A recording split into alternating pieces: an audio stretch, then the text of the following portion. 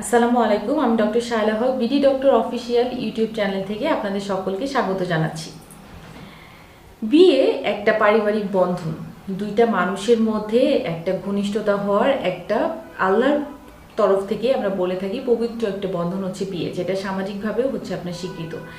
বিয়ের মাধ্যমে আরেকটা জিনিস খুব বেশি পরিমাণে আপনার ফুটে ওঠে, সেটা হচ্ছে দুইজন মানুষের মধ্যে একটা চাহিদা, সেটা হতে পারে মানসিক চাহিদা, পাশাপাশি তৈরি হয় আপনার শারীরিক একটা চাহিদা এবং ঘনিষ্ঠতা। এই শারীরিক চাহিদা এবং ঘনিষ্ঠতা শুরু হওয়ার পূর্বে আপনাদের অনেকেই হয়তো আমরা কম বেশি জানি না যে আমাদের সেক্স বা যেটা শারীরিক চাহিদা বলে থাকি, যে এই ক্ষেত্রে আমাদের কি করতে হবে, কোন কোন জিনিসগুলো আমাদের মাথায় রাখতে হবে, বা কোন কোন জিনিসগুলো করলে আমি এবং আমার পার্টনার দুজনেই হয়তো স্যাটিসফাই থাকবো এবং ভালো থাকতে পারি। কারণ এই ব্যাপারটাও আপনার জীবনের খুবই গুরুত্বপূর্ণ একটা পার্ট। অনেকেই দেখা যায় যে লজ্জার কারণে হয়তো আমরা এই জিনিসটা নিয়ে চিন্তা করতে পারি না, আমরা এই জিনিসটাকে হয়তো সেরকমভাবে না ভেবে আমরা সঙ্গীর সাথে এমনভাবে থাকি যে আমরা এই জিনিসটার আনন্দটাকে ওইভাবে উপভোগ করতে পারি না।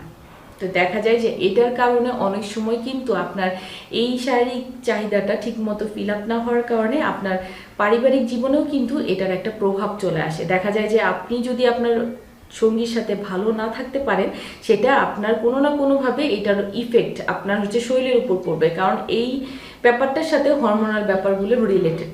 এবং পরবর্তীতে দেখা যায় হরমোনাল ইমব্যালেন্স হয়ে গেলে আপনার মেজাজ খিটখিটে হয়ে যেতে পারে, আপনি পরবর্তীতে আপনার সঙ্গীর সাথে ভালো নাও থাকতে পারেন। তো এই কারণেই বিয়ের পরে আপনি যখন আপনার সঙ্গীর সাথে ঘনিষ্ঠতা বা ইন্টিমেট মুহূর্তগুলো যাবেন, তার আগে অবশ্যই যে বিষয়গুলো আপনার মাথায় রাখতে হবে, এর প্রথম বিষয়টাই হচ্ছে আপনার পছন্দ। অর্থাৎ একজন আরেকজনের পছন্দটাকে গুরুত্ব দিতে হবে।